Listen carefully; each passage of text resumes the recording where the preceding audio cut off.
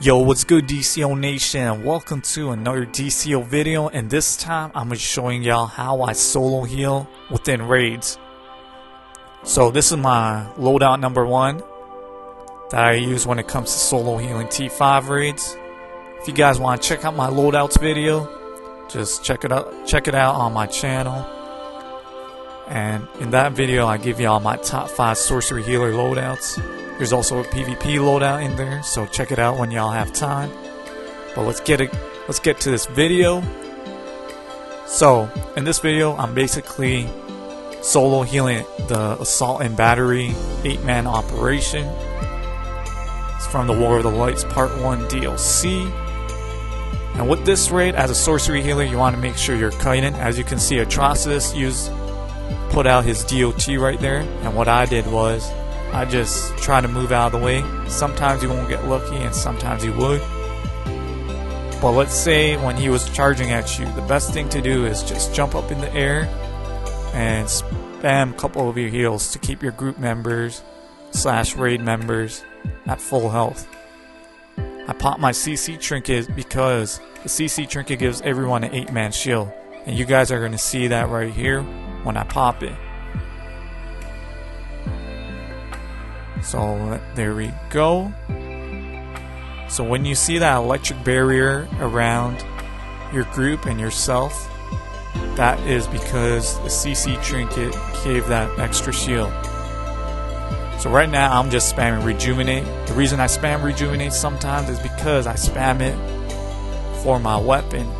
When I spam Rejuvenate, it's basically clipping with your weapon, or sometimes even clipping with other powers like Ritualistic Word, Bloom of Souls, Transcendence, all those kind of moves. Here's a second boss out of Assault and Battery, and this is a real easy boss. So when I approach a boss like this, my group members are already at full health, so I'm just laying down my heals like Circle Protection, using Ritualistic Word to give power back to my Watcher, and just building up my supercharge. You really don't need to be spamming your heals all the time.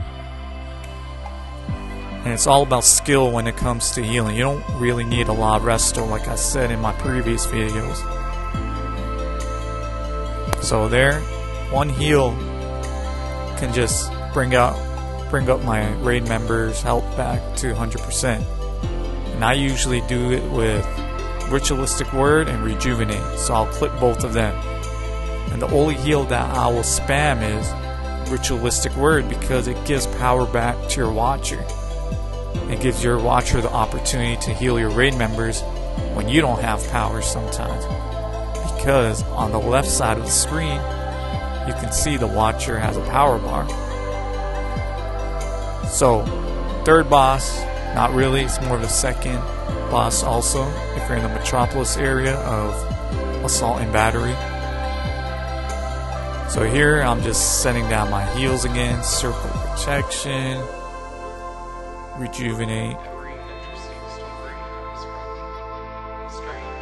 and Ritualistic Word is a great move because let's say your raid members have pet sale, sidekicks, you can just use that and it'll heal NPCs.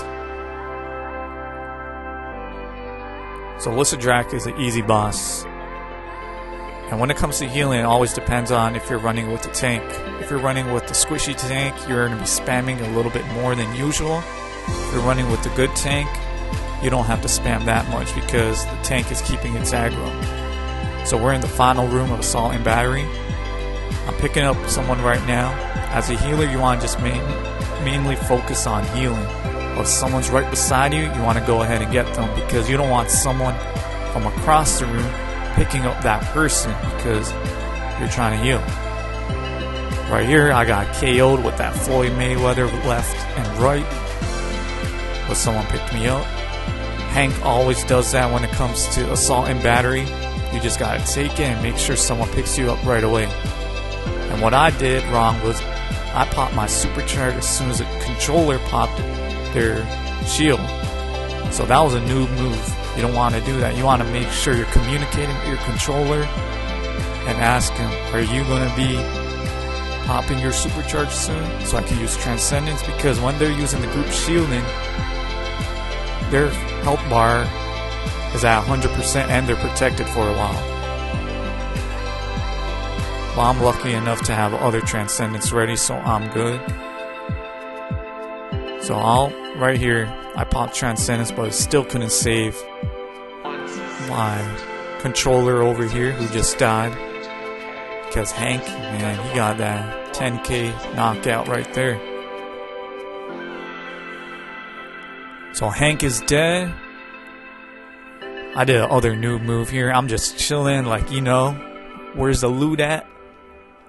But Sinestral's all the way at the back.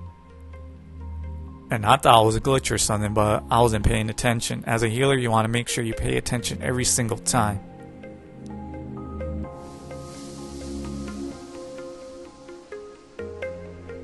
So Sinestral's finally out. Sinestral's easier when you take out Hank first. And a tip is, when Hank dies in Assault and Battery, you can finally kill the Manhunters.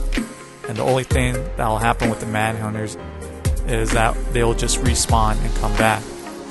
But you can always kill them. So right here, just using heals. So far, I let you guys know about kiting.